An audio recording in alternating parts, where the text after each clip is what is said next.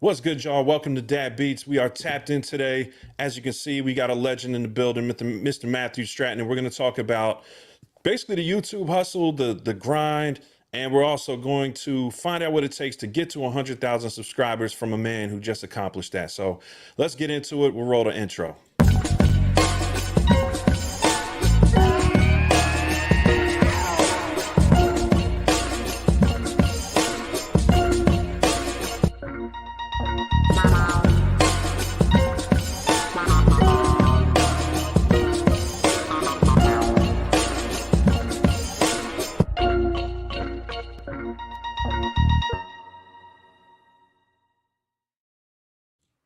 All right, welcome back, y'all. Thanks for tuning in to Dad Beats today. So once again, man, we have a really great show for you guys. We're going to be talking about the YouTube grind and really how to hit these milestones and what it means as a music creator, a music producer, some of the challenges as well as a lot of the advantages that come with building your own channel. So it's going to be really dope to tap in with you guys and see what's going on in the community as well. Shout out to Destructo. See you in here early, brother.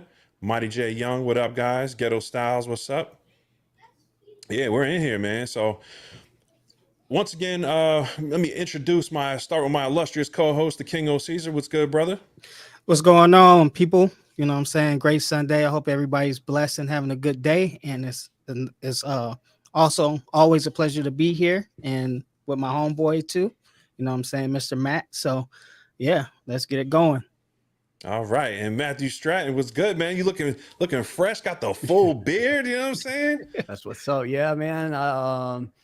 So usually when No Shave November hits, like I won't shave for a couple of months, but this time, I would usually shave by now when spring hits, but I just didn't shave. So I'm just going with it.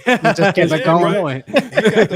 He got those scholarly Abraham Lincoln vibes going on. You know what I'm saying? What's up? It's like you're not about to write, you're about to draft something. Yeah. Yeah, it's so good to have you on, Matt. If you guys can't tell, man, we're all homies. Like, we met up in real life. We got a chance to meet last year in person at the Think Media conference, and that was really dope. We all got to hang out, just do a bunch of dope stuff, man. Like, go see the city. It was actually in Vegas. We got to talk shop, talk music, YouTube, all that good stuff. But another quick little tidbit is Matt's actually the man responsible for me meeting the King O Caesar, because he did a sample challenge a few years back and kind of kicked off. It was like early in a lot of people's YouTube careers. And it was really dope, man, because you put like 5 of us on this video and, everybody kind of did their own thing. It was a really cool video, but, the King O Caesar and I ended up becoming friends just, talking off of that. And over the last couple of years, we got really cool, man. So it's dope to like finally do this. So we've been talking about doing like a show together, and you've had me on the channel a couple times, which, I'm very grateful for as well. That's right.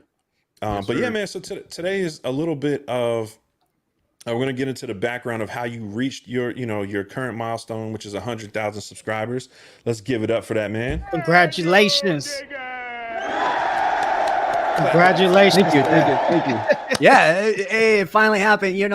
It's funny because I kid you not, when I started my YouTube channel, I was like, I'm starting this to go for it, to go full time, to get 100,000 subscribers or whatever it takes. And it was achieved. Like, it actually came to fruition. And it's funny because I didn't know how I would do it. I just knew I was going to do it. So you had it as a goal from the beginning. Like you wanted to hit, that was a milestone for you. 100,000 subs. 100,000. Yeah. Wow. Yeah, I even told my mom and everything. Yeah, man. Yeah. And that's crazy too, because like, me and Sight, we talk about this stuff, we like get all into analytics and stuff like that, but people don't realize how hard it actually is to like reach 100,000 subscribers. It's almost like being like, what they say with the millionaires, if like how many people make over 100,000, it's kind of like the same thing with that. It's not too many people who actually, reach that type of milestone. So that's huge.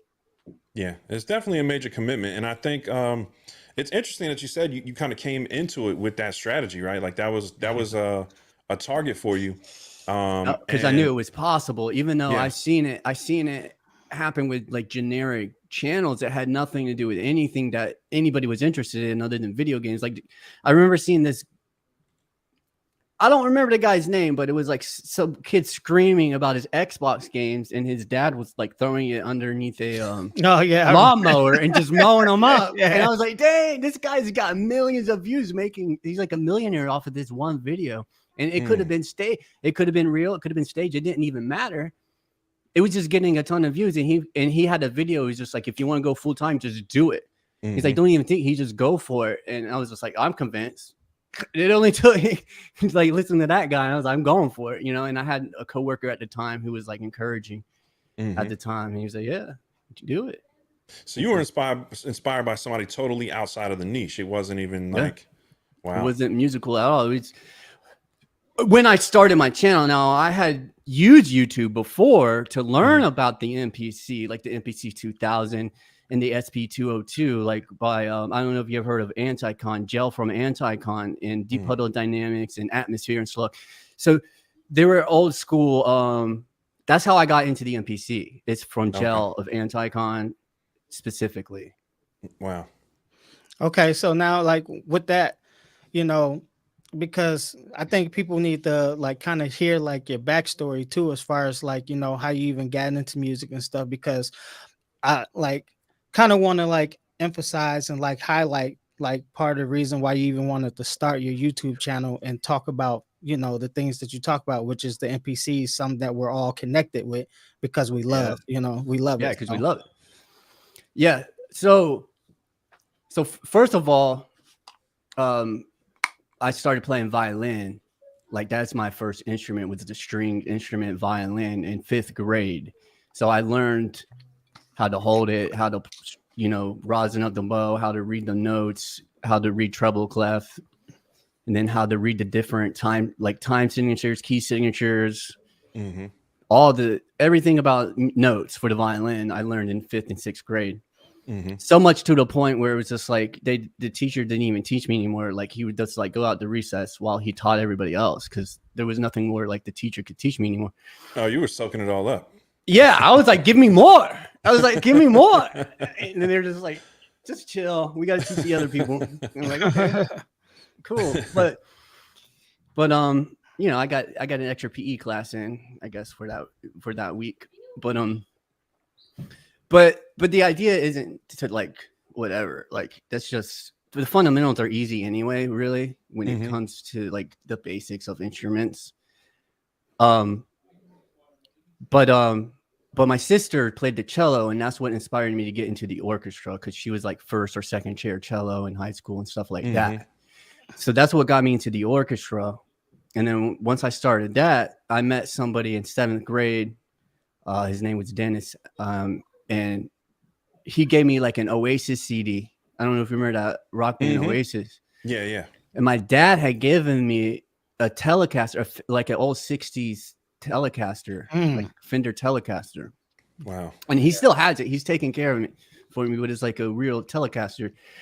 And I didn't really realize what I had. I was just like, oh, my dad gave me a guitar, but I don't really know how to play it. Yeah. And then, you know, I started learning some Metallica songs or whatever on it. But it wasn't until he gave me the CD. And he was like, yeah, we're going to start a band. He's like, you want to be in the band? He's like, you got a guitar? I was like, yeah, I don't know how to play it. and he had a brother named Howard, and we started a band. It was us 3 in the beginning. It was like keyboards and I played the guitar and he was the singer. And this is what, like your high school years? You started. That was 7th, 8th grade. Yeah. Oh, okay, 7th, 8th. At that point, because 7th grade, I went to middle school. 7th grade was its own middle school back then. I don't know how it is all now. And I had to like go into the city. Like I kind of lived in the suburbs, but then I was shipped inside of Tampa, Florida. I lived in Tampa, Florida, into the inner city to go to school. So that's where I met these people from all over. Like I probably wouldn't have met these people in my hometown. Yeah. And that's when I met my friend Dennis, and we started a band called Unloyal Servants, or US. And we just covered like old rock songs and Manson songs, Marilyn Manson and Metallica, like For Whom the Bell Tolls and Enter Sandman and all the things. And then like Local H and, you know, even like Limp Bizkit and Korn. Yeah, yeah. And they were, I mean, they were all really hot around that time. It was just like early 2000s, maybe. Yeah, that's when it started blowing up. Yeah, like Yeah, because you're about 95. You're about our 94. That's how old are you? About our age, aren't you, Matt? 39. Yeah, 39, yeah. I'll be 40 June. So yeah. So I'm like the baby. Sight's like the, you know what I'm saying? He's the old person. No, I'm 42 going on 30, bro. You're right, and you're right in the middle. I got a lot of grays, man. Listen, but yeah, well, I got more grays than you probably, but you know what I'm saying? Everybody's well, look, let me ask you this, Matt. So basically, you've been on a music journey for a long time. I mean, you're saying you started really early with the violin and things like that, transitioned into like bands and stuff in your teenage years. And like, when did you start getting into like NPCs or programming beats and that kind of thing? Well, somebody gave me software, pirated software at the time. It was called Propeller Head. There was two. It was Reason, and there was one before Reason. I think it was like Recycle, and then another one. Yeah. Recycle was like for chopping up the samples and stuff. For chopping up, but then there was one that had like an 808 bass, and then it had like an 808 drum machine, and then like a bass line. I forget, it was Rebirth, I think it was called. Oh, Rebirth, yeah. Somebody in high school gave me that, so I started making like just weird loops on that, and then that's how I got into making beats on the computer with the 808 or whatever. And then that turned into trackers. I don't know if you ever heard of a tracker, like the Poly Tracker. Yeah, Poly and Tracker, yep. But it used to be called Fast Tracker on the DAW or on DOS. Like, okay. Like you would load it up in DOS, and it'd be Fast Tracker 2, where you could load up samples from, like you take a break and load it up in there, chop it up. Like you take the samples and you could pick the pitch, how long it lasts, if you could add effects like reverbs. It was intricate, but it took really like fine-tuned precision, like list edit. It was almost like list edit on the NPC. And it was like a vertical, you were telling me, like a vertical format. It didn't scroll side to side. Yeah, that's interesting. So all right, so let me ask you this, because I think, I mean, on a musical level, I think what's interesting about YouTube is it really doesn't matter how much experience you have. It really doesn't matter which direction you're coming from, right? Like, because I'm coming from, 20 something years on an NPC when I started my channel. You would probably only use the NPC, you said, for like a year or two, right, before you started your channel? So, yeah, so when I hit like 2000, I started getting to hip hop, like really getting into like underground hip hop and stuff. Okay. Oh, and, subscribers. You're saying 2000, year 2000. Year 2000. Okay. So that's when I got into Gel and Alias of Anticon, and they were the two first producers that used the MPC 2000 XL at the time. Oh, the 2000. Okay. So that's what I got first, was the 1000 and the 2000 XL. Oh, so you've been on them early. Like you started using NPCs in the 2000s. Yeah, I bought the 1000 at Guitar Center for $1,000 bucks. It was $1,000 new. Yeah. So I bought the black one. You had the black 1000. The black 1000. I never had any of the legacy NPCs. I'm jealous, man. I'm jealous, bro. I used to go into Guitar Center. I take the compact flashcards. I take my compact flashcard. I take it to Guitar Center because they had them on display, and I would put the different synths. Like there was a Korg Elect Tribe. I would connect that up to it and sample like the drums off of it onto that flashcard, and I would get live drums like that. Oh, that's dope. Yeah, I miss that, like Sam Ash and Guitar Center, where you can go in there and like kind of hack your way around. You're right. No, that's dope. So basically from like 2000s until when did you actually start your channel? So I didn't even start my channel until because that's when I got into the NPC. That was like 2001, 2002. But then I stopped after a while because I got into Ableton Live, really. What it came down to. I had Logic and all that because I thought you had to have a Mac. Yeah. So I bought a Mac, which it worked actually perfect. Like the latency on it at the time was Firewire, and it was like still better latency than any USB now. Yeah. I just stopped using Firewire a year ago. Yeah, I still got it, but I don't use it on my Mac. But after I got into that, I kind of sold my NPCs on Craigslist and stuff like that. So, and eBay. Ableton took over? And then Ableton took over, basically, yeah. Okay.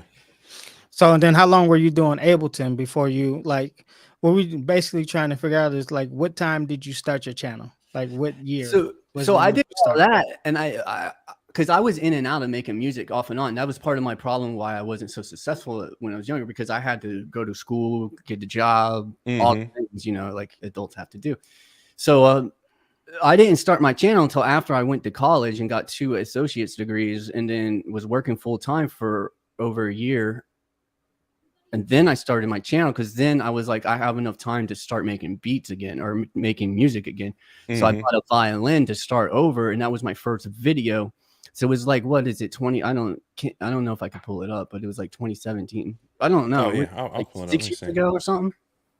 It's like 6 or 7 years ago ish. So you 6 years ago. So 2017 is when you basically started your channel. So when did you start getting traction? Like, when did you start getting traction? Because I remember when we first met, like, which I think that was like maybe 2 or 3 years ago, maybe. Like, you were only at 5,000 subs. Yeah, like I remember you telling me. ago, Yeah, I remember you telling me that it 3 years ago. took you a while to get to 3 years ago. Took you a while to get to 1,000. So yeah, you know it took the first couple of years, you know, to get to 1,000, but then it was easier to get. The next year I got to 10,000, and the year after I got to like 30,000 or something. Yeah, you went from like 5,000 to like, I think it was like 45 or 60,000. Like, I remember that clearly. Like, you went from like 5,000, because I was like, wow, man, this guy's channel just exploded. But you know what I'm saying? And that just kind of like goes into my next point, is like your consistency, because I noticed like around that time, like how consistent you was too. Can you like tell us, like, you know, the things that you were doing? Yeah, I can. So there's a few things that contributed. Yeah, there's my first video right there. So that was 6 years ago. There you go. And I got a subscriber right off of this video and comments on it. So like, I was like, okay, this is pretty cool. Like, I'm already interacting with people. But so that was 6 years ago. What was the question again? No, it's just saying, like, just to play to your consistency, because we talk all the time about consistency here, you know, and like, I feel like you're like one of the most consistent people that we know on this platform, you know, and I think that plays into like your success as well. So because because I started reading, to be honest. I read this video, or what really kicked me off is a book by Brian G. Johnson. I forget what it was called, something like The Millionaire Effect. I forget what it was called, but because it was so long ago, it was like in the very beginning of me starting. And he was just like, do a 30-day challenge where you make a video a day. And I did like 27 videos in 27 days. Like, I released that many videos. Wow. And I was like, that's when you know you can learn a lot. It's when you're releasing that many videos in a short amount of time, right? And then after that, I learned, okay, it's possible just to knock out videos. Like, I could knock out 30 videos in 30 days. Yeah. Legit. Yeah, because I called you, man, and I'd be like, I remember I called you earlier. Like, you know, I think you was at like 30,000 at the time, and I was like, what are you doing, Matt? And Matt's like, yeah, man, I just edited 5 videos, and I'm about to shoot like 3 more. I'm about to take a 15-minute break though and eat this sandwich, but you know, then I gotta get back to work. You know what I'm saying? It's on the grind, man. You're a machine.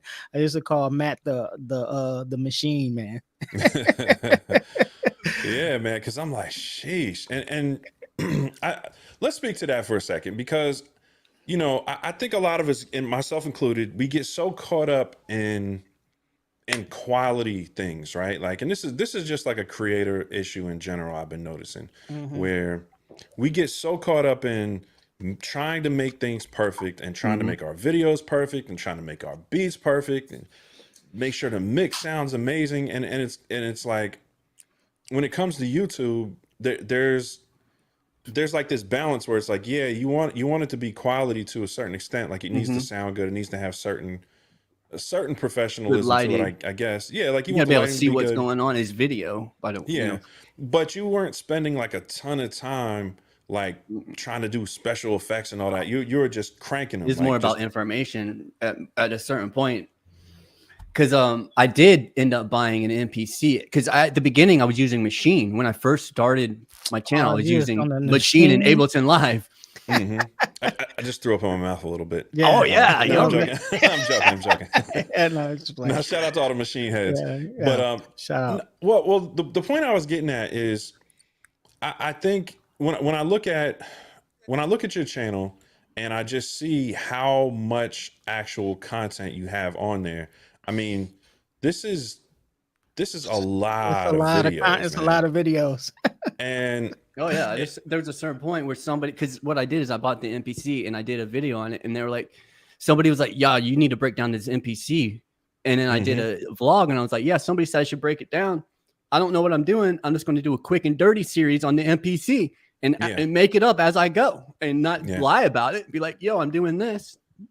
And then as I was learning the NPC, I was putting out content, and people to this day still watch some of those videos that were like 6 years old on the NPC and still learn stuff.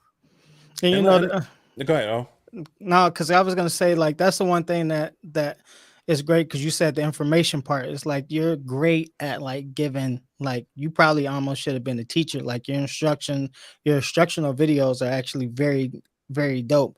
And I know we've had this conversation before too. It's like, you know, because I don't consider myself to be the most talented person, but you know, somehow, you know, I've achieved a little bit of success on YouTube.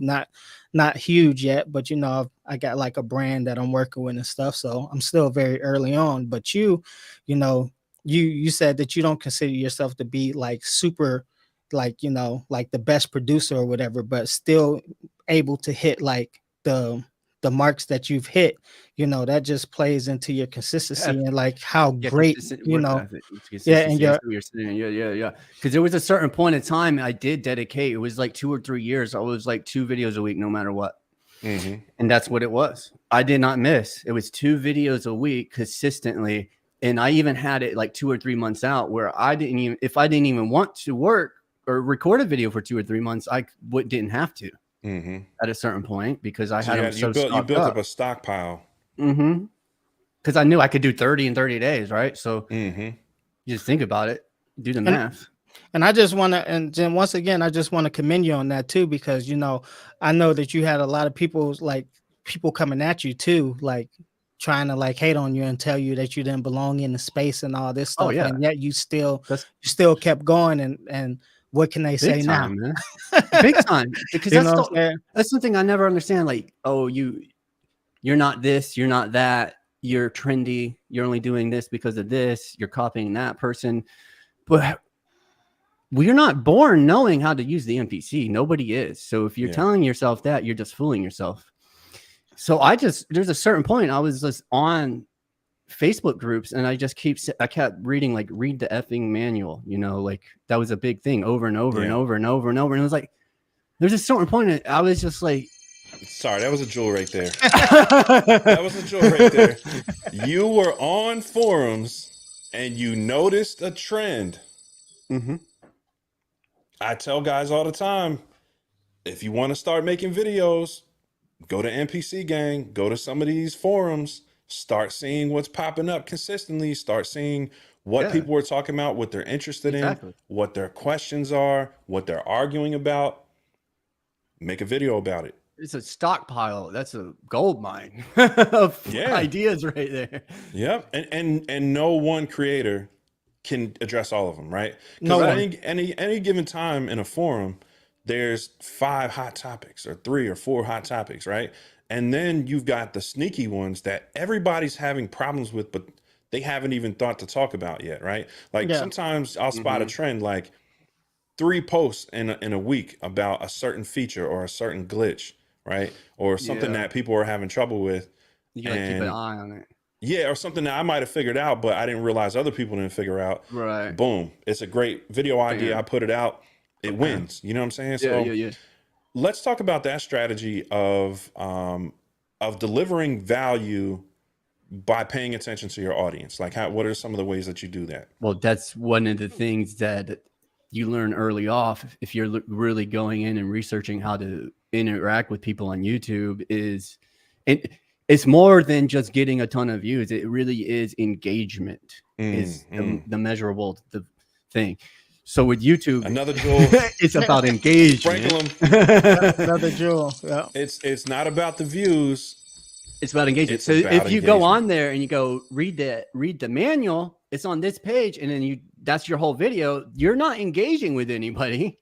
So if you go on into a forum and say, like, I don't know, whatever, like, how do you load a new project is a big thing. Like, when you first get it, the thing's so confusing. You don't even know how to load, like, empty out a project and load a new one. That's a big deal. Still, everybody still struggles with it. And I noticed that was one of the things that you did real well on your channel too, as well, is that you would take, like, you wouldn't overcomplicate things. Sometimes we want to do like the most advanced feature on it, but, like, you know, something you did a lot of, like, you know, how to load a program. Because after a while, you know, yes, because those were questions that I got. Answer specific questions is one of the things I learned from Think Media. Yeah. They say they're awesome resource, by the way. If you haven't checked out Think Media YouTube channel, check them out if you want to do YouTube, because they say answer specific questions. And, you know, on not only from forums, but on your YouTube channel, if you do something, people might be like, yeah, well, that didn't help me because I was trying to do this. Yeah. And you'd be like, oh, they're trying to do that other thing. So after a while, I start hearing a lot of the same questions. So I automatically start including information, even though the video might not be about certain things too. I automatically know extra information to include because I know what people are asking too. And sometimes be like, oh, he's over explaining it, but it's like, well, I'm really just telling you what it is. No, and I've been asked. That's a cheat code too, right? Because once you have a channel, I think some people think like you have to have all these ideas, and a lot of the ideas come to us from the comments, right? So if you know, if we're not going to the forums and all that stuff, we'll start to notice patterns in our comments, or we'll put a video out and then we'll notice like 3 or 4 people will have the same question, or somebody will ask a question, and you'll see like 20 likes on it, right? So it's kind of one of those situations where you have to kind of start, you have to put something out there first, and then you see a lot of YouTube is feedback. Like, a lot of being a content creator is feedback. You put something out there, you put a few videos out, and then you get feedback like on a couple things. You come to find out quick what people don't like about you. Very quick. Very quick. And the first times you figure that out, you're like, dang, I am a jerk. You feel bad because people start treating you bad, and you're like, wait a minute. These are random people on the internet. What am I doing? It forces you to look at yourself. At least for me, that's how it was. Like that first first hate comments. Yeah, no, they hit, man. Those first ones hit. You'd be like, what do you mean? But no, it's definitely it's humbling, but it's a great experience, because once people start criticizing you, I think the first reaction is to be defensive, right? You're like, yo, I don't have to do these videos. Kiss my ass if you don't like it, right? That's one approach. But then you realize that you do that 4 or 5 times or whatever, or you try to write people off. You're like, man, you know, or you say that this, you know, you kind of like flip somebody off or whatever, like, whatever, man. And then they're like, no, I don't think you understand. I really want to know this from you. I like your channel. And you're like, right. Oh, you're like, I get it. They're not trying to like, they're not trying to tear you down. They're not trying to tear you down. They're really trying to ask a question here. Yeah. Like, and they want you to answer it. Right. Yeah. And they want how I would answer it. Like specifically me. Because I've had people in my courses, if you don't know, on MatthewCreating.com, I have a course out. And I've had hundreds of people in my courses, and I get specific questions asked all the time. And when they're in my course, I know more specifically like what they're talking about, what the topic is. And when they ask a question, I'm more like, oh, okay, they're asking about that. But if you're on YouTube and you're not used to like just some, because a question can mean anything on YouTube. Like, it could be somebody hating, or it could be somebody being smart aleck, or it could be a legitimate question. Yeah. Well, you know the people that's hating, because they'll come through and be like, man, your audio is trash, man. Yeah. What's going on? Like, I can't believe I'm listening to this. About that. Yo, he been talking about that for like 6 months. This dude said his audio is trash. And what's funny is because O invests in like good microphones. He invests in like, he has a universal audio interface. Like, This man does not skimp on any components. So when somebody said that, like it really hit him in the heart, you know? I was like, man, I gotta get my audio right, man. This guy's like, And it was just one bad video, right? yeah, Like you just had a bad video. It was probably one the bad gain was video. turned up too much or something. Yeah, it was something I missed. It was probably something I was trying to do quick because, like, you know, I know you're kind of experiencing this now because now you got your family and all that stuff. It's like, you know, the time thing, like the time thing is like different when you're like, you know, when you got like the family element and everything put into it. So I was probably just trying to get something out and just totally overlook, because usually I'll do a test before before I even shoot the video. But this time I must have not did the test, and yeah, dude lit me up in the comments. Was Speaking it of live? comments, It was live, right? It wasn't live. It was wasn't a recorded video. Speaking of comments, this one's been making me chuckle. Yo, Stay Golden said, "I was born an NPC master." Hey, maybe some people are. Hey, Nah, he more was power joking though. to He said Matthew Stratton and Sight were the first two people I relied on heavily to get over my NPC one learning curve, as well as Tube Digger. Loved O Caesar. Too, Newer Cat killing it too. That's love, Stay Golden. Appreciate I that. appreciate it, man. I appreciate it. And Yeah, go ahead. Oh, no, I was gonna say we want to check in on the chat, see what they're talking about, because last week we didn't really get them involved a lot at all. I don't think. yeah, definitely. So, So let's Luke Markham said, "Bro is looking so good. Yeah, man, Yeah, Matt bro. looking sharp out here. You know what I'm saying? He got the flannel on. Like, bro, you look like you ready to go camping, chop some wood, lumberjack style. Lumberjack style. I'm jealous still, man, because you know what? You see this? This is all I can do, bro. And it's all gray. Like I can't get that, bro. I'd be wanting to do the Rick Ross too, man. I can't get none of that, man. You know what I'm saying? Yeah, respect on the beard. Split X said, "You guys have helped a lot of us development and learning an NPC to a skill level." No, that's love, man. True. And the homie Lift the Noise, he had family obligations. How about a like, fellas? Yeah, if y'all can hit that like button, if y'all enjoying the content, man, that would be huge. We definitely the likes help us get the numbers up. It's funny, every time y'all start hitting the like button, the viewers start going through the roof. I remember one time, like everybody hit like at the same time, and then there was like 110 people watching within an hour. So it was really cool. Yeah, so if you guys can hit the like button, please do that. Like right now, if you can, that'd be great. Absolutely. But yeah, man, it's just a lot of love for you in the comments, Matt. It's helped a lot of people learn their NPCs. I mean, what does that do for you, knowing that like you've had such an impact in helping other creators and other musicians kind of get better at their craft or their skill set with these machines? Well, that's why I do it. It's that feedback in the beginning is why I kept me going. It's what kept me going is that feedback, because you ain't getting paid diddly squat for anything. So a lot of these YouTube creators that are out now, they put in like hours into this recording and stuff, and they ain't getting paid nothing. And the same was for me. Yeah. So, but what kept me going was the feedback of, wow, you explain it so well. I understand this now, or this and that. This, like, thank you for explaining this. You know, you've helped me. That's the real payment. Like really, realistically, like if I could just eat off of that, like I would be happy, you know. And can I talk about something that I learned from watching you, Matt? Like as a creator, as a YouTube creator, when I started my journey, I was like, yo, I got to make the hottest beats in the space. I got to, you know, like, and I still take pride in like trying to make the best stuff I can, but it's inevitable. Like we're all going to make a whack beat on a video. It's just, there's no way around it. We all make whack beats. We all have moments where we don't make our best stuff.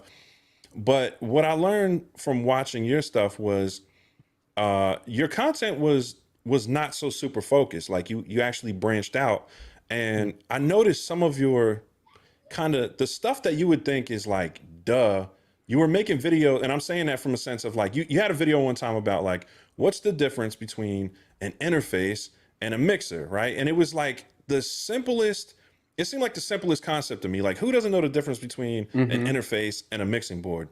And yo, the video blew up, bro. It had like a million views on it. One or two. It's got more than 1 million. Yeah, it's got a couple million almost at this point. So can you speak to that? Like what changed in your what changed in your mindset that made you say, look, let me go back to basics and start, you know, helping people who are literally on step one? It has to do with research. So So if you like, again, I mentioned Think Media. Think Media talks about researching your videos before you make them, and something they use is called like VidIQ. there was VidIQ, but it was stuff like Words Everywhere is what it was called before, where it would tell you. I think they still have it, but it costs money now. But it tells you, like, if you type in anywhere you type in, it tells you how many people are searching for that, like on Google or YouTube or whatever. Yeah. And so I would type in different keywords that were just basic things that I had in my environment, like a mixer in an audio interface or whatever. And then I realized, yeah, that's a jewel. Things he had in his environment. Yeah, right. Things I already had. $100 Don't mixer. complicate it, y'all. Look around. What's in your studio? Don't think you got to go buy $10,000 of gear to start reviewing. Look around your studio and start picking stuff up that you already own and putting it in front of a camera. I digress. Go ahead, Matt. A Behringer mixer that costs like $119, and like an audio interface that costs $119 because it's the Focusrite, 2i2. Those 2i2, yep. So you compare two budget interfaces that you had. Right. So let's say it was less than $300 worth of gear. And new. The video went crazy. New, brand new. Yeah. And the video made, a few thousand, I don't know, a couple $1,000. Ooh. Ooh. I'm telling you, man. Yo, listen to the. I'm not trying to boast. No. We're not boasting. I'm saying, definitely. I'm saying, think about what he just said. He didn't go out and get the NPC the top of the line. He took two budget interfaces, a total of maybe $250 for both of them, and made thousands of dollars off that video, just showing people how to compare them. Yeah. And I just want to say this too. Like Matt always, he's always like this. You see how he is. He's like, I'm not trying to boast. Like he's one of the most humble person, one of the most humble people I've ever met. I be telling him, I'd be like, Matt, you gotta flex a little bit, man. Like, you know what I'm saying? Like mouths don't get fed or something like that. Yeah, like closed mouths don't get fed, man. Like and this is one of the reasons why I wanted to have Matt on. Like basically, it's because to show you, like, if you just be a good person, if you just be yourself, if you just do the stuff that you love. And if you just stay consistent, man, you can do what Matt did. You know what I'm saying? It makes it more like believable for us too, because we actually get to talk and sit, but you guys are in the space watching us and seeing like the stuff in real time. Don't think that you can't do this. And it's not about how much talent you have. It's about actually doing stuff, because I tell you this, a person who has more hustle and more grind will always beat somebody who has talent every time, and if you have both, if you have a combination of the both, then you can really be a destructive force. Exactly. And talent doesn't equal value. So you can be the most talented person in the world, but if you're let's say you're a super talented producer and you make the most fire beats, right? So YouTube, you could probably succeed if you make those beats and you're trying, you can show people how you do it, like show them techniques. Like I think that's a good way to kind of grow an audience. You could also make it lifestyle, where you're showing people kind of like, if you do something cool with the beats, right? Like you're not just sitting in some dark dungeon, like, somebody like Cooking Soul, right? He's always got a cool vibe. He's got his video games. It's like a vlog, but like making beats at the same time. Exactly. It's like entertainment beats. Because and it's vibey, right? Because some of us are just like, we're somewhere we don't want to be. We got our phone. It's like, you're at this whack family reunion or something, and you're just like, man, I wish I was in the studio with Cooking Soul right now, right? Like that's a real thing. Like creating, bringing people to a scene. So if your studio is a vibe and it's cool and it's a chill space, start thinking about ways you can work that into it. But going back to the talent doesn't equal value thing, you can be super talented, but if you don't bring people either a space that they want to be in, like a place where they feel comfortable hanging out, or B, you don't give them information or pain points, right? They call them pain points, where it's like, I think Media, that's where I got that from too. Yeah, they talk about that.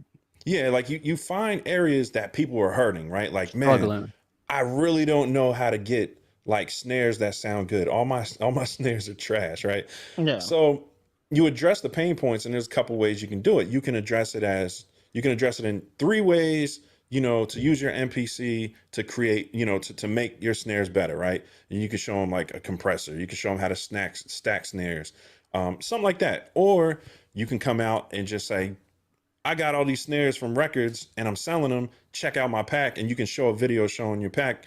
That's another way to address the pain point. There's a lot of ways to address pain points, but I think it's one or the other. You either have to help people get through the things they're struggling with, or you have to create a scene or a space where people feel like they can escape, you know, on your channel. I mean, do you find that accurate, Matt? Is that something that you worked on? Well, because that's the whole thing with me is like, which is what I'm trying to do with my website as well, which I hopefully I can get into in a minute here, because my whole thing is like I was saying on the forums is like people are like giving people attitude, and it's like, it doesn't matter how much you know. We're not here to learn how much you know. We're here to learn ourselves. Like, we as students of the community are trying to learn, not get told that everybody's better than us. So one of the things on my channel is I'm trying to make a safe space where people can ask any manner of question and get some kind of response. But it's kind of that's what I think people are attracted to. One of the things that people are attracted to with my channel is like, I'm not trying to boast about how much I know about the NPC. I'm just trying to share my knowledge about the NPC and kind of bring them along the journey of what you're learning. Exactly. And that's why I have a show called Matthew Creating Music, where it's like, yeah, I might make a beat, but what I'm trying to do is I'm trying to show the journey of the whole process of, or maybe just a portion of the process or whatever. Yeah. But it's like, I learned by doing. Like, when I was in a band, we covered songs and we learned off of each other by doing it. And that's my philosophy with my videos a lot of the time is I'm going to show you how I'm doing it, but your equipment might be different. Your knowledge might be different. So you got to work with what you got. But my philosophy is like, if it's in front of you, I can't tell you a lie about it, because I'm proving everything I'm saying is true. I'm showing you. So I'm showing you the whole process of what I'm doing, and I can explain it as much as detail as I need to explain it. You see what I'm saying? Or I could break it down simple, complicated, you know. And that's something honestly, I even struggle with, you know, like, we've talked about it for years where, you know, when you started your course, I think it was like 2-3 years ago now. And we talked about it early, and I was like, man, you know, I send a lot of people over to your course because you're so good at breaking down, you know, the kind of like the introductory steps. And I think that's where I struggle as a creator is, I'm used to moving around my NPC so fast, you know what I'm saying, that it's a challenge to slow down and explain every step. Certain things, once you get used to a certain workflow, it seems like you don't even think about them, right? So like, I have to think about what I'm not thinking about, and that's when it gets awkward for me. Yeah. Right, because it's just an automatic thing naturally for you, because you've already know it.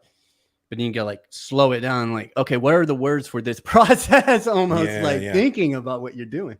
Yeah. And then that's where like reading the comments makes sense, because you're like, okay, you could put yourself in the mindset of like, what are they asking?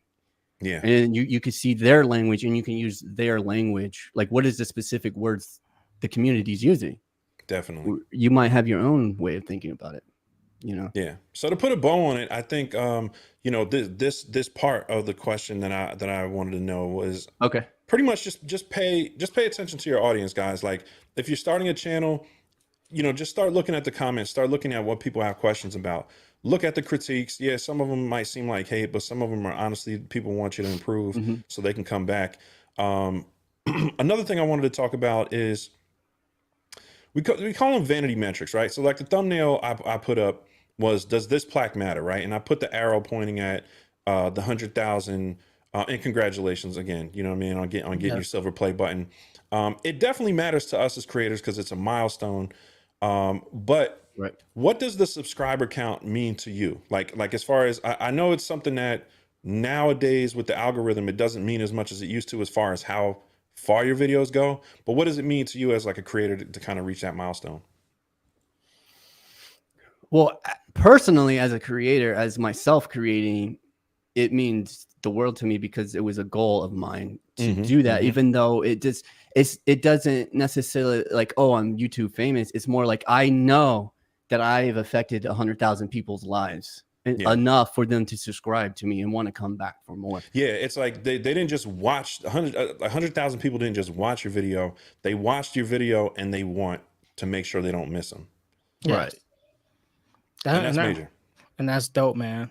Like I said, I be trying to, I dream of the time where I can hit like 100,000 subscribers, man. And like I said, kudos to you, because watching you, man, it's like, it's been amazing, man. And I know that it's also helped you on, you know, other things too, like as far as, because I don't think people realize like how many ways that you can monetize with YouTube. So, you know, I don't know if you want to talk about that, like a couple ways that you've like the been able to monetize. What are the benefits of your subscriber count, you know, like running it up like that? What are some of the benefits that you've noticed? First of all, and I just want to say before you start, my bad. Okay, yeah, because I'm about to go on a little bit of a tangent.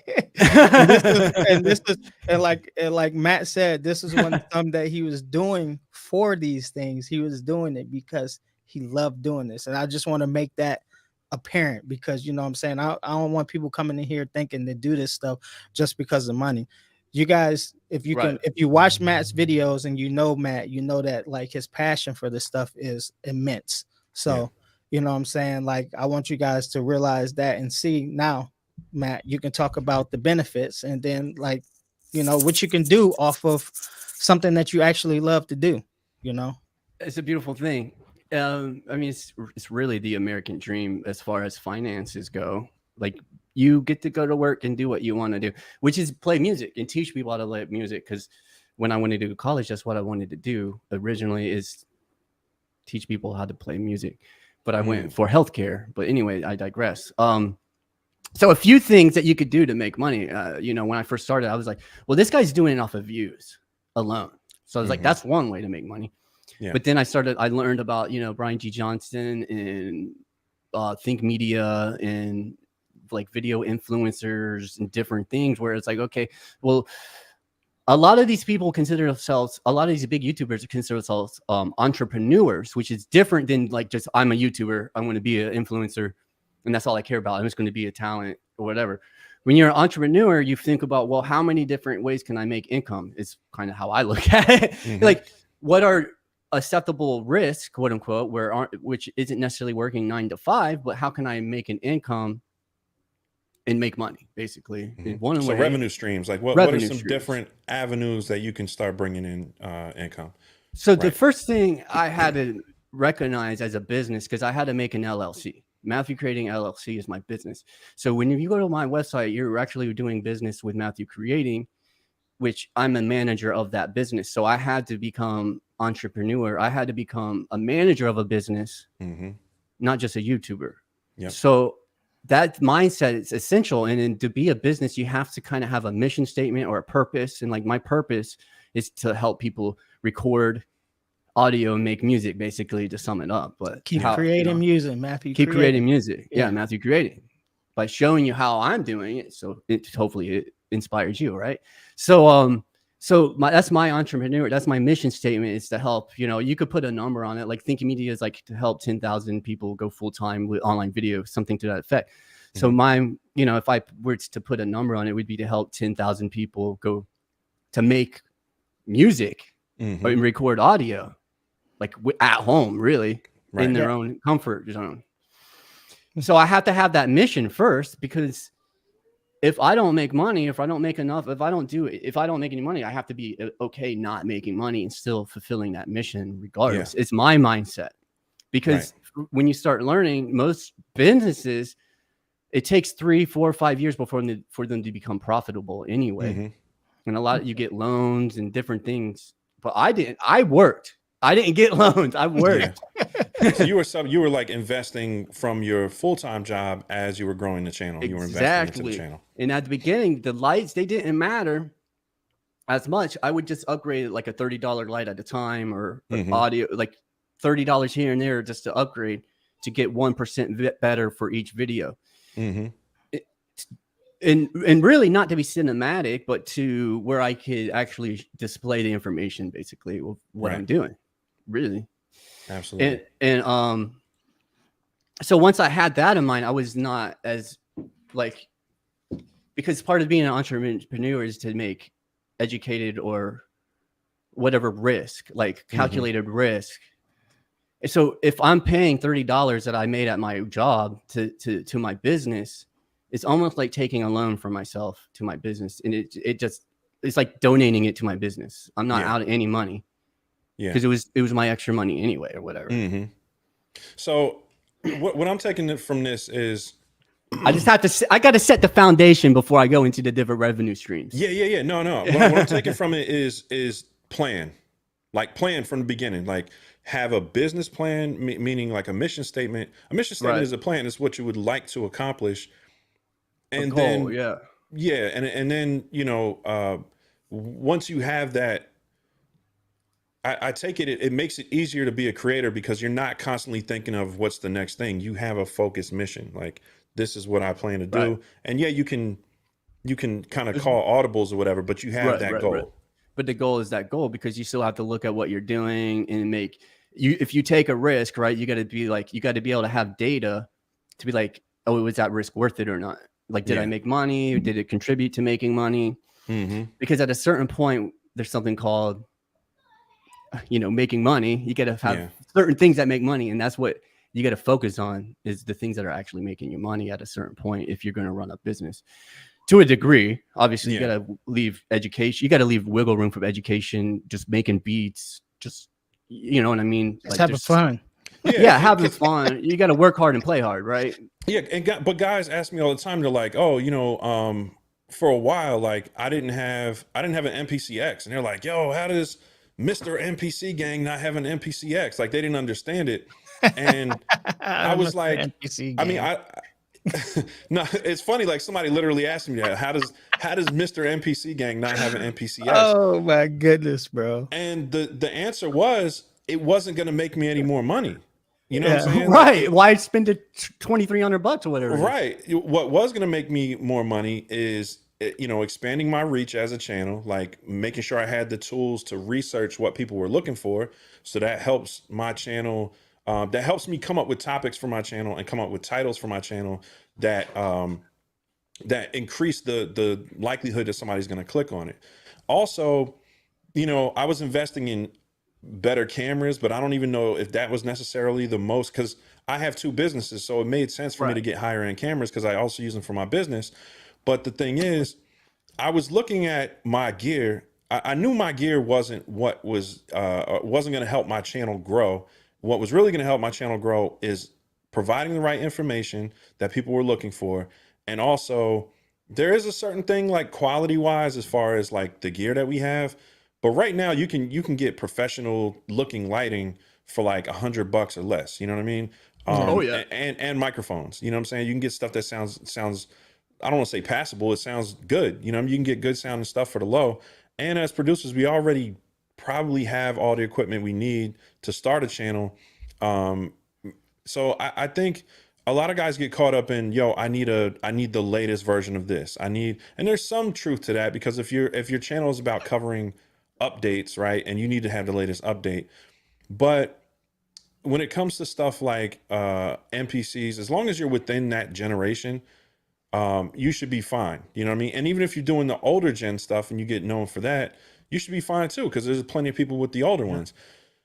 So one key that I'm taking from what you're saying, Matt, is look at what you have, look at the gear you have, and then also be prepared to invest, but pay attention to what you're investing in. Don't just do it because you want this piece of gear.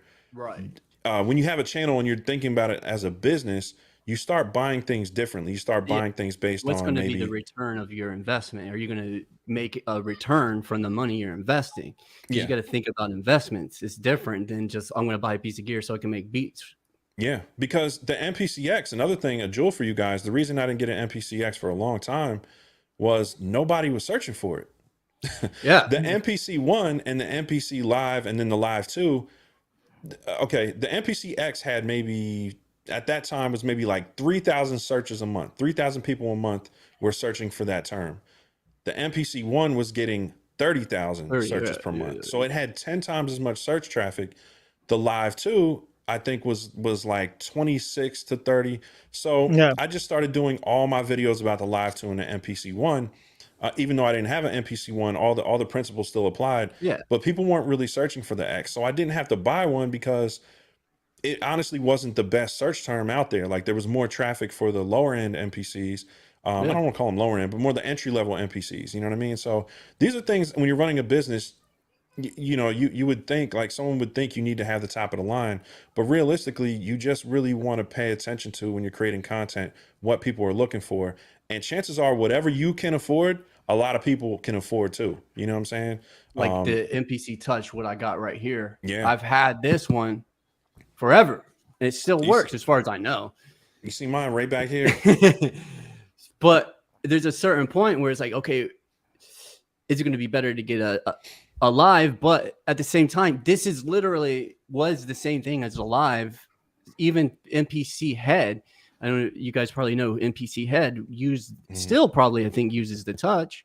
Marlo Diggs, he is Marlo now, Diggs. Yeah, Marlo Diggs. And he didn't even get an X or the upgraded ones until way later, until his channel blew up. Yeah. And then that's only because the buttons on his touch finally started to wear out because that's all he used for all his videos. That man, wore the buttons out. Yeah, like legit.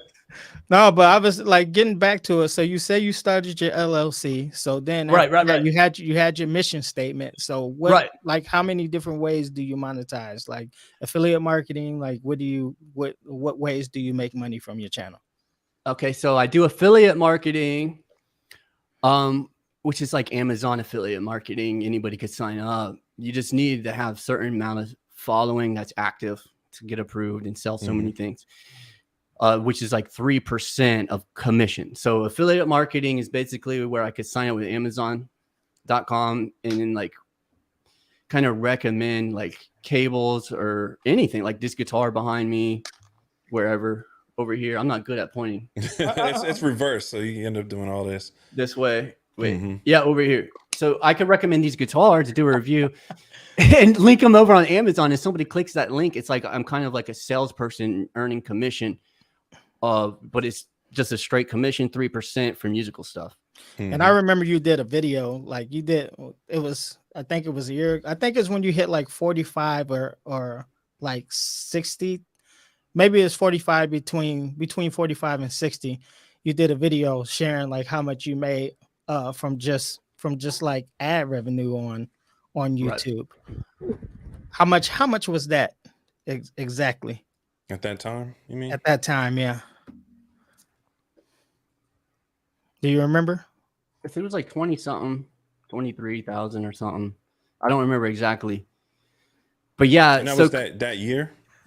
Yeah, I think because I was making about 23,000 for a few years consistently. And that's just off of the on ads. On ads. Yeah, that's off your views. That's the channel, the views. Yeah, Google. So that's Google AdSense. So the Google AdSense is one of the first ways you can get monetized. You need 1,000 subscribers plus 4,000 watch hours, I believe it is. Yep. And then so that's one way. And then the Amazon Associates is another way. Another way is sponsorships. So I had certain sponsorships where you don't really disclose that stuff as a as a creator, but well, I can, well, it was like I can, but it's like because it's like I've had sponsorships, like DistroKid sponsors my channel. And that was like one of the first things. They were just like, yeah, we'll give you a couple $100. They gave it to me before I even did the video. And they're like, yeah, do the video. And I did the video. And it's like, okay, cool. This is nice. I just got made a couple $100 for doing a video I probably would have done anyway. Yeah. That's dope. I'm not complaining. So that's a third way. So you got so you got affiliate marketing, you got Google ads, you got sponsorships, and you said you got a course you got course in your website, right? So we're talking about like 4 or 5 different ways that he's able to monetize now, like just off of the ad revenue. And I hear from like YouTubers that like typically sometimes the ad revenue is the least amount of money that you can make from YouTube. So it's like, you can really Right. make some good money, like, and it can change your life, man. Just a couple $1,000s could, like, I used to hear, like, when I go to these conferences, people tell me, like, people who have money, or like a couple $1,000s can change your area code. You know what I'm saying? Right. Exactly. What can you do with this It's a with this type quality of of stuff? life. It just increases your Yeah. quality of life. Yeah, you Right. know, and you're doing something that you love. So like that's why I think it's important for people to see and be able to talk to somebody like you, Matt, is to just for them to realize what's possible, because I don't think people realize what's even possible. Like, you look at YouTube and they, I have people all the time tell me that, like, it's just a hobby. This is just something that you're doing. Like, it's not important and stuff. But on the back end, man, like, that's real money. Like, even the 20,000, there's like some people that are not making that a year. Yeah. You know what I'm saying, at Right. their normal 9 to 5 job, and they probably hate their job. Right. You know what I'm saying? You're making that, plus, your ad. I mean, plus your affiliate marketing, plus your courses, plus your, we don't need to go into the final number of what Right. you've made. But the thing is that, you're making a full-time living doing what you love. And that's important when you can take, because we all work a 9 to 5 right now. Most of us do, when you can actually start doing something on the side, and then you can turn your side thing, the thing that you actually love, into like Right. your main thing. That's where the magic happens. You know what I'm Right. saying? And what was that like? Because that, when you made that Yeah. transition from YouTube part-time and you were able to do it full-time, what was that like for you? And was it nervous, or were you more excited that, you were capable? So I was more excited than nervous. Because it was. You're operating no fear. You're just like, it's time. Well, I knew it was going to happen. It was just a matter of when it was going to happen. You know what I mean? Like, that's how my mindset was, and still is. And it's like, I'm still doing it. Like, it's still going to grow. I'm still going to help people, Mhm. But I went from, because when I was a kid, it was like, I kept hearing in my environment, yeah, you can do art, you could do music, but you need to get, like, your plan B. Like, Yeah. you need to get a job. So I went back to college and got a job. I got a degree. I got registered as a X-ray tech, and I was able to do NCT. So I was able to make $60,000 a year or whatever, and have insurance and days off and all this stuff. Mhm. So I got the job, you know what I'm saying? And then, so I was able to pay for the thing that I needed to pay for. And then, so No, my key light just went out. Hold on. Go ahead. Keep going, Matt. My bad. I think my light's still on, right? No, you're good. You're good. You're good. You're good. So basically, like, at the time everything hit, I worked at a hospital for 6 or 7 years. I forget exactly the time. It was between 6 or 7 years. Mhm. So I worked before COVID hit, and then during COVID, and then a couple years into COVID. So I seen like the worst of the worst at the hospital and everything. So I was like in the midst of, like, COVID-19. And so Yeah. So you were just going. I mean, that's probably, to be in the healthcare industry, that's probably one of the worst times. So you were probably going through it, as far as like ready to leave at that point. well,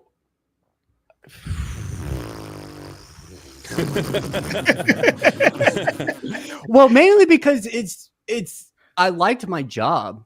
I Yeah. liked taking the pictures and working with the patients, but there was everything else integrated with it, like the essential worker thing. And then, like, I'm over here working, making less money than people who had, like, there's just a whole mindset thing too, because I'm an essential worker working, and then people are making more money going home and not working. Yeah. Oh, And so it's you just- had, yeah, so you It's had this like, whole mindset thing, and I'm over here literally with 2 slip discs in my back, cooling patients over, gowning up in COVID-19 mask, having the only one be in the room, injecting contrast to patients that could potentially kill them at any second, because, and it's just, I'm under all this stress every day. I go to work for 13 hours a day, basically, because you do 12-hour shifts plus break. Yeah. So, so the So I fact was that you're going through all that stress already, and then I was doing my own business on the YouTube channel full time. Mhm. So I didn't have any time to hang out with people or do anything. It was all work pretty much all the time. So by the time I got to where I was making enough, because I set a date, I was like, by September 20, I forget what it was, 2018 or 2019, I forget, 2 years ago, like 20, whatever. September this year, like in a year, I set a date and I was like, I'm going to go full time that day. And that day came and I just went. I was like, okay, I figured out my minimum amount I needed to make. I paid off all my debts that I could. And I just went full time. So I was ready. And that must have been very good, like great for you, because you were talking about all the stress and stuff that you were under. And so like your channel actually kind of saved you from like, you know, because, you know, health is wealth, man. You know what I'm saying? If you're going through all that stress, that was probably like a bad time for you. And that's even crazy that you were still like being as consistent and stuff as you was, you know, going through all that. Yeah. So that's even a bigger, like big, you know, I got to big you up for that, man. That's dope. Yeah, it's tough. I mean, you know, getting your channel to a point like that with other obligations is definitely hard. And I think, you know, I think it's easy for people to look at content creators and think like, you know, oh, he's got it made, he can just do that. But a lot of times, I mean, I don't really know anyone who made it to full time who wasn't side hustling first. You know what I'm saying? Like who just dove in and just because it is a struggle. Like the first few years, you're not going to make a whole lot of money. Yeah, you're not going to make a whole lot of money off views and stuff like that. I mean, that takes I ain't the making momentum. no money. Yeah, no, I mean, it's like the views gas are for like a week or something. yeah, it's like the views are so unpredictable that you can't really tell, down, you know. left. Yeah, you can't tell what videos are going to hit, which ones aren't, especially now the algorithm's just all over the place. But that's why you got to have that mission. Yeah, have the mission, and then you know what I mean, like you're going into it thinking as a business. And what I try to explain to people, like my journey on YouTube, why I'm not so like view hungry. It's like views are cool, but my main thing is making sure that what I notice is when I create content, it doesn't matter how many views it has or whatever. When I create content, if it's valuable and people like it, all of my associated business go up. So, you know, sample pack sales go up.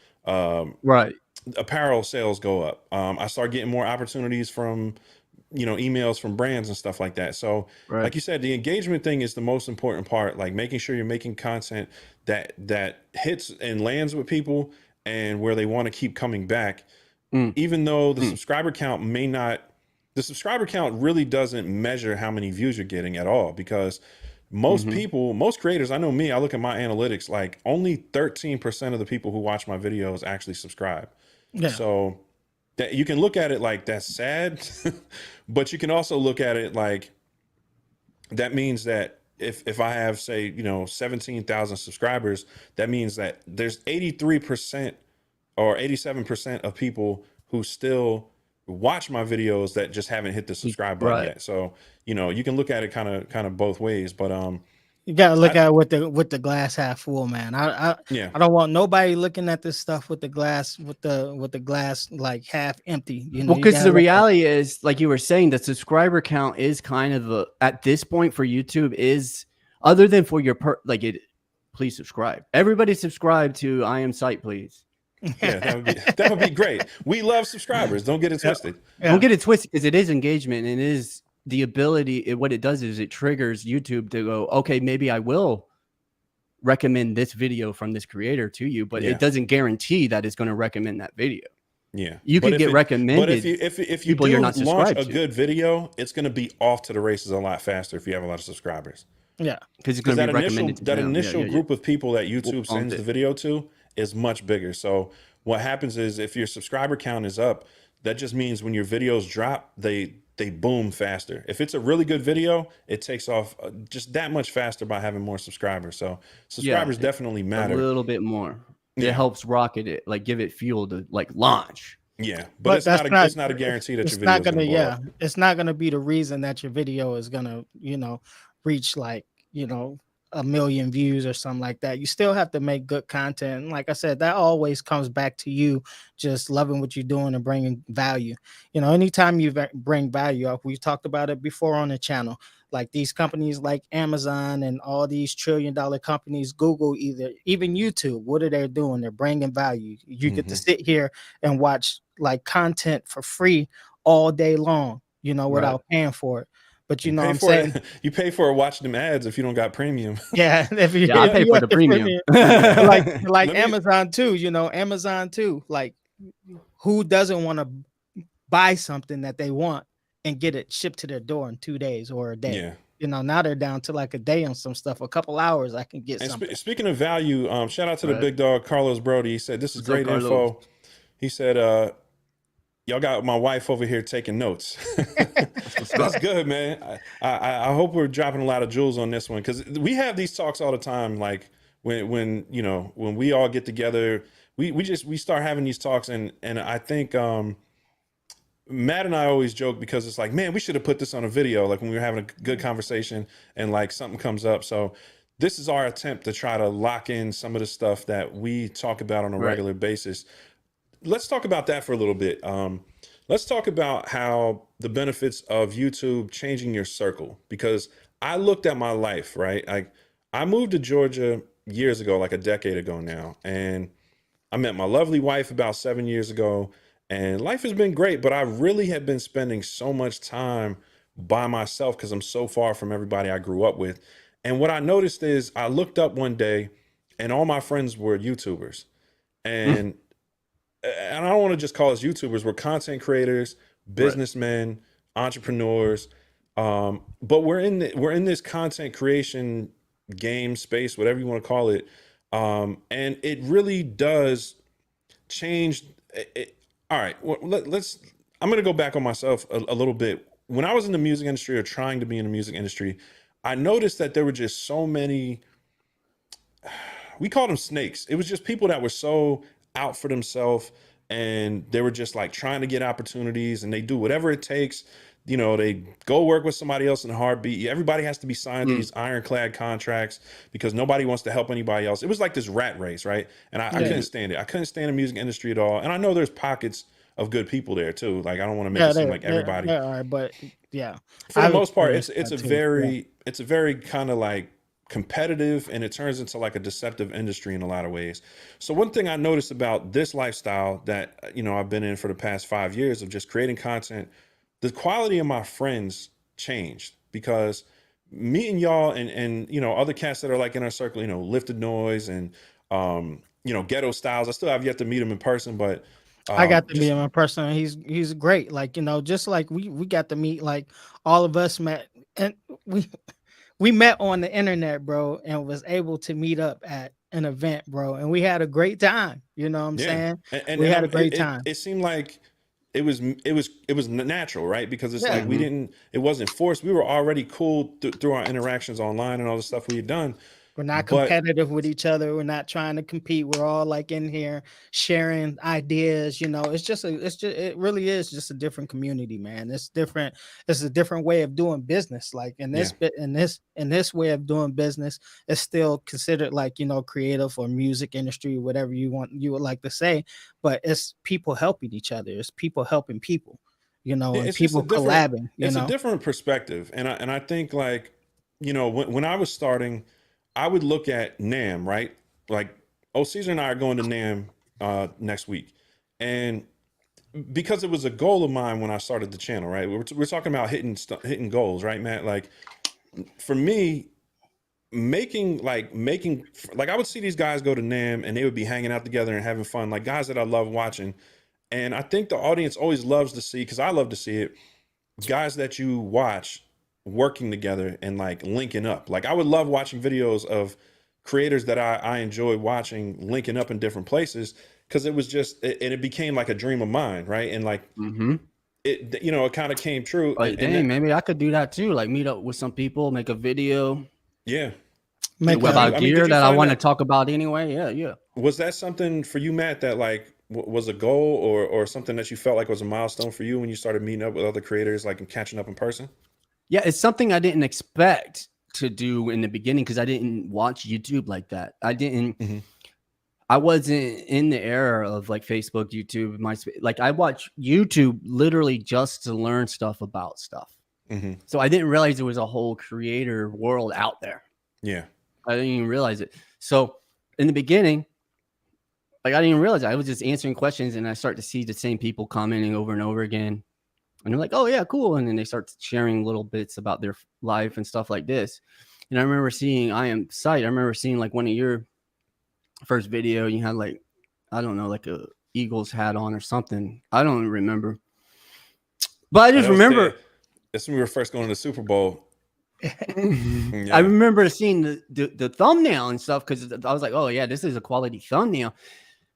I didn't realize what thumbnails were at the time. Like I didn't even realize it, but there was just something that popped out, like the quality that you put in your thumbnail.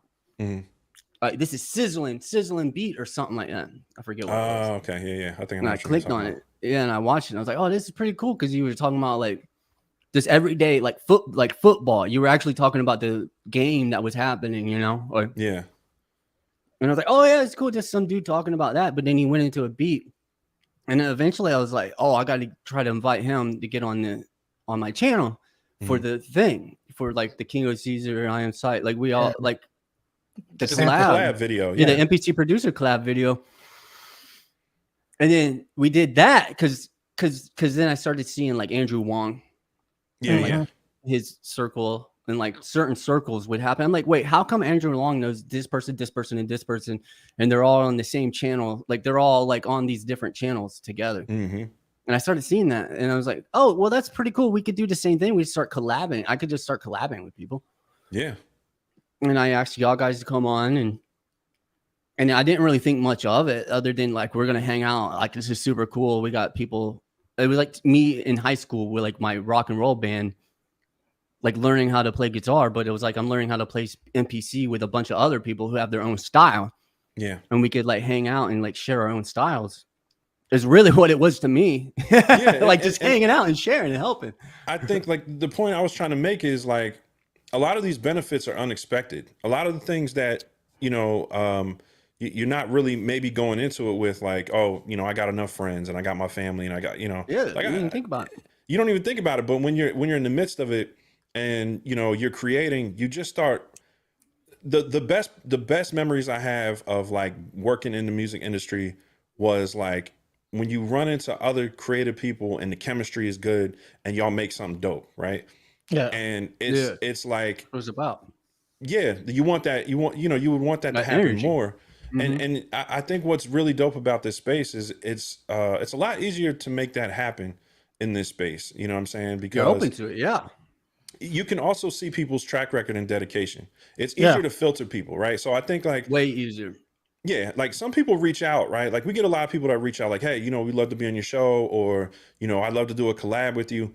And just for you guys who are like up and coming and still working on your channel and just getting started, it's not, when somebody doesn't work with you right away or whatever, it has nothing to do with you as a person. Like it's really sometimes like in this space, what you realize is like for people to get to certain, you don't judge people by their subscriber count, but you also know if they kind of reach certain points, like there's a certain level of dedication, like, yo, they really locked in on their channel and they really put skin in the game. So I would be open, you know, you're more open to, oh, I hear you, collab with people who have like a year, 2, 3 years. To speak on that, it's like the haters, when they start hating on me, like, oh, like the haters in the forum are haters. And like, if somebody hates you on Facebook, it's not as easy to like look up their Facebook profile and see all their beats. But if somebody starts hating on your YouTube channel, it's real easy for me to go to their YouTube channel and be like, okay, how many beat videos do they got? How many tutorials do they have? Are they just starting? And not to criticize them, but to see where they're coming from. Yeah.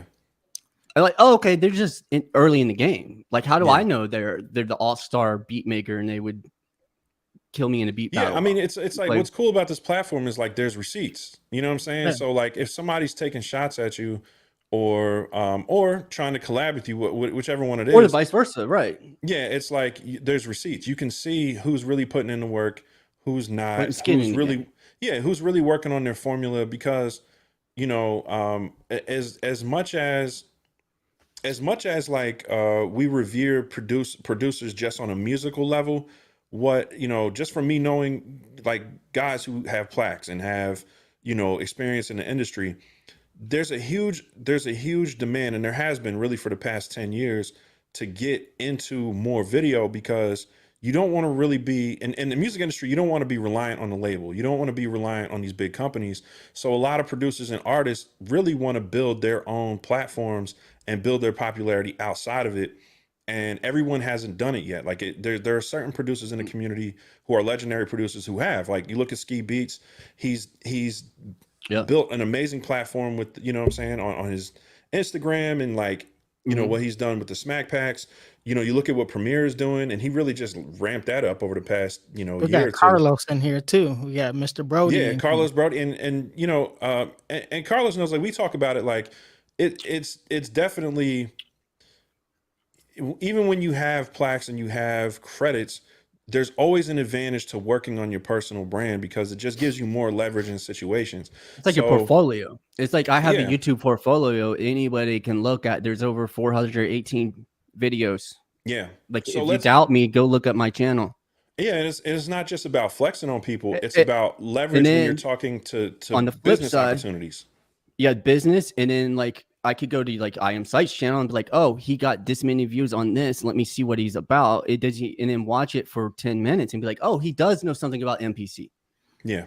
And I could do that for a brand new channel too that has no subscribers. If they put like a couple of videos out, like, oh, he does know how to do the NPC. He just needs help with this A, B, and C. And that's where I'm coming from is too, right. because I also like, you know, because I'm pretty sure some of you guys who are just starting might be afraid or maybe timid to, like, and this is what I tell Matt all the time. He's got way more subscribers than me, but I'd be like, bro, like, you got to talk, man. You got to, because look, sometimes you just got to take the opportunity too. If you see somebody that you think you're going to vibe with, or somebody, you know what I'm saying, that that you can learn from, don't be afraid to reach out to those people, but just bring some to the table. Like when I reached out to both of these guys, they both had more subscribers than me. They both had a bigger following than me, but you know, I wasn't afraid to reach out, and I also bringing something to the table, you know.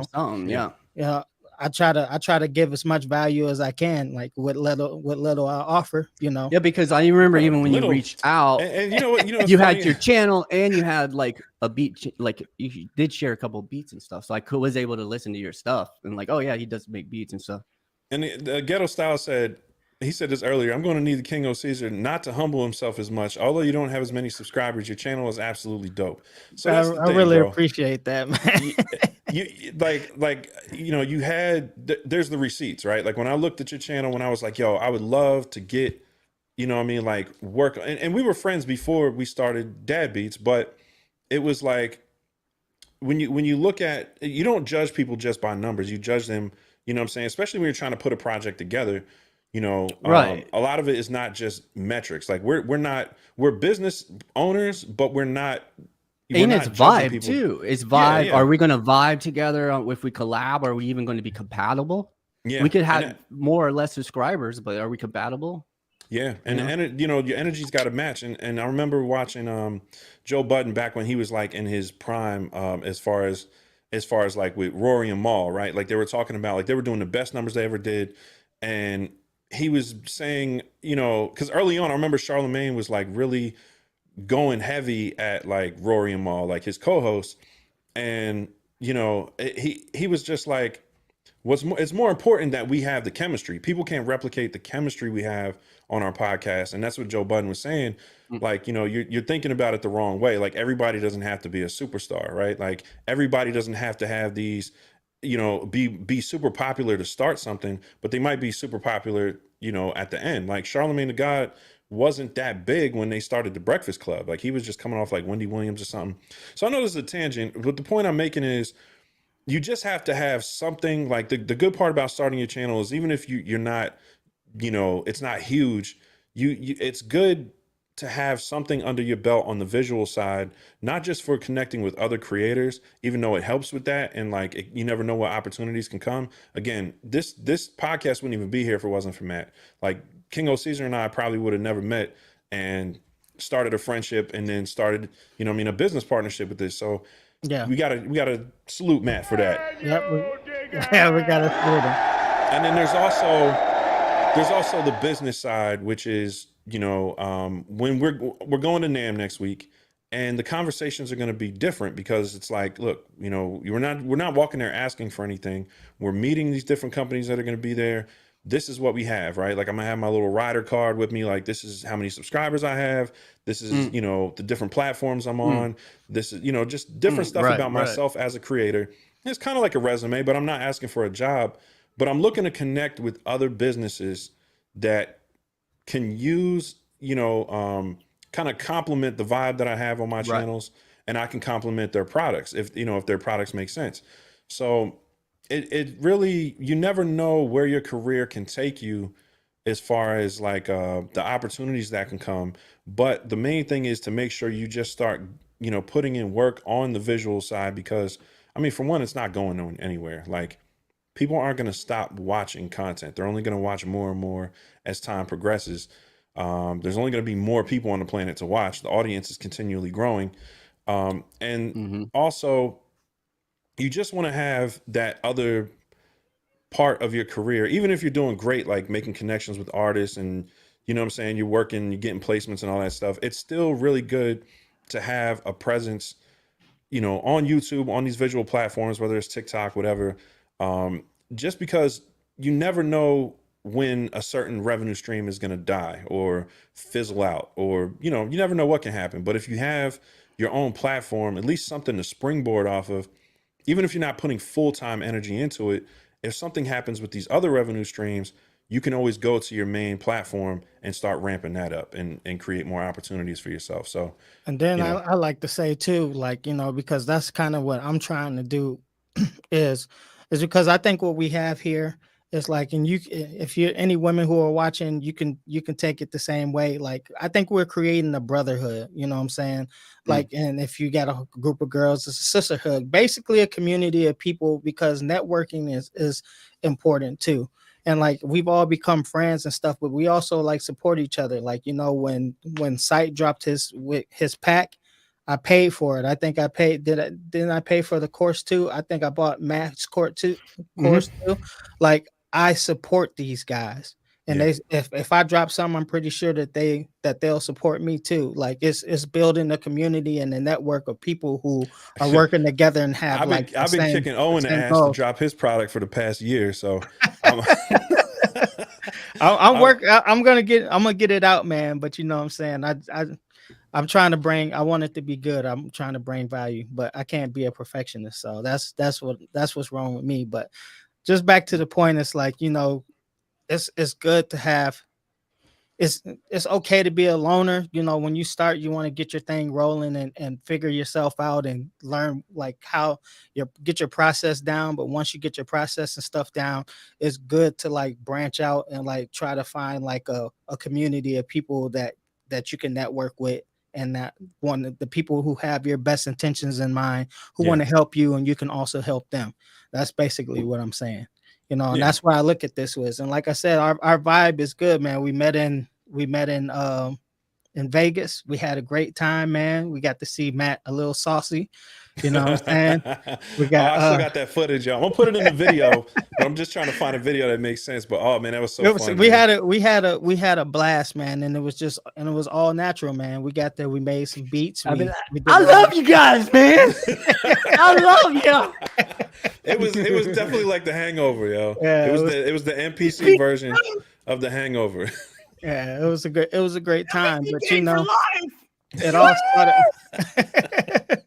but it all started from one video, man. And we really do gotta thank Matt, you know, for that, because he's the one that brought us together, you know. And from that, we've been able to build like great relationships with a lot of people, man. Like I said, Ghetto Styles is another one in here. I've met him personally, Yeah. you know, and collab with him. Great person, man. You know what I'm saying? And just I just want to meet so many more other people, man. Hopefully when we go to NAM that we meet more Yeah. people and just continue to build a great community, this great community that we have. Yeah, and we're going to talk more about NAM coming up. Well, I think next Sunday I'll be on the road, so I don't know if I'm gonna try to tap in and make sure we can, you know, I can jump on next Sunday. But yeah, we're definitely going to talk about NAM more coming up. But if if you're going to be in the California area, you know, be in the LA area in California, we'd love to see you. We're probably going to do like an NPC gang meetup type of thing out there. We're just trying to figure out the logistics. But yeah, we'll definitely be at NAM. I wish you can come out there, Matt. It would have been dope to hang out at NAM with you. got a lot of stuff going on back here. Like this is a new like construction back here, so we got construction going on over here. So Yeah, you can see all this is Yeah, it you used built to your be new silver. studio, right? It used to be a silver back there. It's all a new white wall. Oh, okay. So let's talk about what to expect from your channel going forward. So you were doing some construction. You have you converted a garage into a studio, right? Right. This is my old garage. Nice, nice. And it looks like you already got it stocked up with your inspiration devices back there. Yeah, I got some guitars. I got my video stuff already set over here to pump out the videos. I just been getting everything set up because the Kingo Caesar knows once I get it set up and I hit record, I just don't stop. It just don't stop. The machine, that man is a monster, man. I'm telling you. So we should be expecting a nice little flood of content coming from you pretty soon. Pretty soon. Now, I do want to. Can I mention something about my website for a second? Absolutely. Yeah, go for it. So I do have a website because, like I say, you know, Matthew Creating trademark, right? Matthew Creating LLC, MatthewCreating.com. All right, that was my advertisement. Yeah. So you can check me out Instagram, Matthew Creating at Matthew Creating. Check me out on Facebook at Matthew Creating. You can check me out on my own personal website, MatthewCreating.com. If you want to, you could sign up for my email list, which I'm going to start back up. But I do have a course on there, and a lot of people have signed up for it. And right now, I want to launch a private community of sorts as a bonus if anybody signs up for that course now within the next month. So it's like April 4th, April 2nd. So like the end of the month, I'm trying to get the people in. And as a bonus, if you buy my NPC Essentials course, I'm offering people like free access to an online community where you could log in, and it's almost like Facebook groups, but without the advertisement, without the distractions, and it's all going to be NPC all the time if you go in there. But the problem right now is not a problem because I haven't launched it yet, but I want to get people in. So I'm like, if you buy the course, it's free. Okay. As a bonus. Gotcha. So for a limited time, it's a $97 course, one-time fee. Basically, you just log in after you buy the course, and you log in, and you have access to like 6 or 7 hours of NPC footage. Plus, if you have questions, you can ask on the, you know, the community is the idea, and we could like answer each other and like give each other feedback and maybe share beats we're doing and stuff like that. And what's the name of the course, Matt? Now, my course is it's called NPC Essentials. So I got NPC 1 Essentials, one for the NPC Studio MK2 Essentials. I had NPC Live Essentials, which I still need to work on the update for the new Live 2. And I have the NPC X Essentials. So if you buy any of those courses, you're going to get access. It's a $97 course, but you'll get free access to that community as well. It's called NPC Essentials. So if you go MatthewCreating.com and click on courses, any of those courses right there will get you in. And it comes highly recommended. Like I've taken the course too. I've taken the course, and like I can personally say, like that it's dope. It teaches a lot of stuff in there. There is literally like hours, like what he said in there. You know, sometimes you buy a course and it's not like, you know, as dense, but Matt, he took his time. And what I noticed in the, you know, in NPC Gang, the feedback that I saw on it for the past couple of years, that's why I always sent stuff, you know, sent people over to it when they were asking me for like, you know, are you going to do a course? I'm like, my man Matt does a great one. Because appreciate that. Some people are like, oh yeah, you know, you can find everything on YouTube now for free. And that's true to a certain extent. If you want to go through and look through, you know, sift through it all, right? If you want to spend a whole bunch of time learning piece by piece, if you want something organized that's in one place that is easily, you know, explained in a very simple and laid back manner, Matt is your guy for that. So if you're new to the NPC and you're just looking to, you know, get your feet wet with it, this man really walks you through every single step of it. And the feedback I've heard has been phenomenal. So, right. I designed the course basically like you know nothing about the NPC. Yeah. And I tried to build it from the ground up. There might be like, you might have to watch maybe an hour of it for it to sink in. Cause I really like started the basics. And then once you start getting into it, then I move on to the next section and it becomes more fluent and is really designed at the beginner. Yeah. That's why I call it the essential course to just explain. Cause the essentials of the NPC haven't changed since the 2000 XL really. Yeah. Yeah. It's like the essentials. But see, the Mhm. thing is, it's like me like knowing how to use NPC and stuff like that. When I took the course, I actually found stuff in there that I didn't know, and I was like, oh, it does this. You know what I'm saying? So like Right on. you can like find some stuff in there too. Like if you use the NPC a lot that you might have forgot or didn't even know that it did. Like I Yeah. said, you really took your time when you did the course. I highly recommend it too. So, you know. Rico on the track said, "Matt saved me." Yeah, that's a major plug, yo. That's love. Thanks. But yeah, man, it's been great, you know, talking to you, Matt. Even wifey on here talking about, hey, Matt the Strat. Wifey loves Matt too. Yeah, Yeah. Matt's like, yo, my whole family loves Matt. My mom be like, hey, how's Matt doing? I'd be Yeah. like, dang, that's crazy. What's up? Yeah, man, it's really great. You know, just this community's been really phenomenal, and you know, meeting Matt and meeting all of us, we kind of have this origin story. Hopefully, you know, we grow to become the X-Men in the future. Yeah. But nah, it's really True, dope, true. man, being tied in with you guys in this NPC producer space. And you know, Matt, it's just been a pleasure, like watching your channel grow, watching you get the accolades you deserve, man. You know, again, Yes. you know, everybody has haters and everybody has detractors, and you know, they look at people and they don't understand how they get to certain places in life.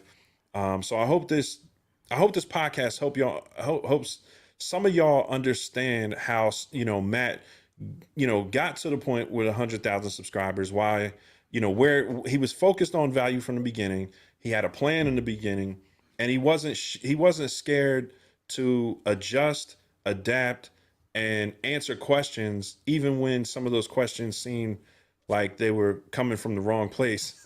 Yeah. You know, what I take from your story is just staying consistent is important, and staying strong through your challenges is important. You know what I'm saying? And you know, it's definitely inspirational for me, man. And I learn stuff from you all the time. You know, as far as just how to stay on point with your channel, how to, you know, balance things. So I appreciate you, man. I really do, man. Anything you want to say? Oh, Well, I wondered, like, before we gave like our final thoughts, if we wanted to check in with the chat real fast, oh or yeah, you know what I'm definitely. saying? Yeah, maybe somebody has a question or two. Maybe Yeah, I any can questions answer. you guys have for Matt, put them in the chat, and we'll see if we can address them before we bounce out of here. We already been on here for about an hour and Hour. 40 minutes. Yeah. See, but it's just we're just hanging out talking. This is what we do Yeah. anyway. But now we're like other people are hanging out with us, you know? And that's Yeah. like my goal with the community online is like I just want people to hang out, really. It's not like about, you know, anything else, but like hanging out and talking about music, like creating a safe space where people don't have to feel threatened or like, oh, I don't know this, I'm afraid to ask. Because Yeah. there's really no dumb question. Like King of Caesar has all the NPCs there at this point, but I'm sure, like, you know, he was saying, he learned something. Yeah. Like even if it's just one thing, like, we could still learn from each other, even the veterans, you know. Let's get to a question we got from Keldon. He said, Matthew, how has this transformed, confirmed, or reviewed your worldview and passions? Just like you know, doing the YouTube channel and going full time with it and 100,000 subscriber, like it basically renewed my worldview and passions, because as I was a kid, there was a certain like fantasy moment, like in my childhood, was like everything was perfect. I had like the perfect band, the perfect girlfriend, the perfect school, the perfect life to an extent. And it lasted for like a year and then it all crumbled. And I'm like, what's going on? And I've been trying to reclaim that, where it was just like learning and learning and learning. And I thought it was never possible. But then I worked and it's like I'm a kid all over again, is what it feels like. So I feel renewed. Like my worldview is renewed because I met the King of Caesar. I met I Am Sight. I have friends that live in different states, but we're talking live. Yeah. You know, that's awesome. Yeah, definitely. Rico on the track said, Matt, what's your favorite NPC expansion? well, of the current ones, I like the what is the one with the drums on that new one with the what are some of the new ones with the what is the drums with the hip hop cuts? Oh yeah, you're Marco talking Polo. about Marco Polo joint. Yeah, Pad Thai 3.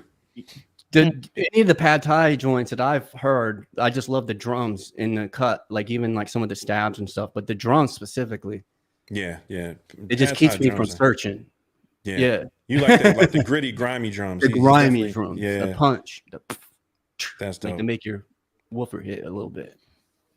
So yeah, man, we're gonna bounce out on that note, man. We really had a great time kicking it with y'all. As y'all see, you know, we can do this all day, but it is a Sunday. I hope everybody enjoys the rest of their weekend, and you know, I hope you had a productive weekend so far and got some inspiration out of this podcast. Once again, we do it for y'all. If you can hit that like button before you bounce, it would be huge. And yeah, man, don't forget to like and subscribe. Really makes a big difference for the channel. And yeah, we look forward to bringing y'all more content coming up. So we'll catch you on the next one. Peace. Peace.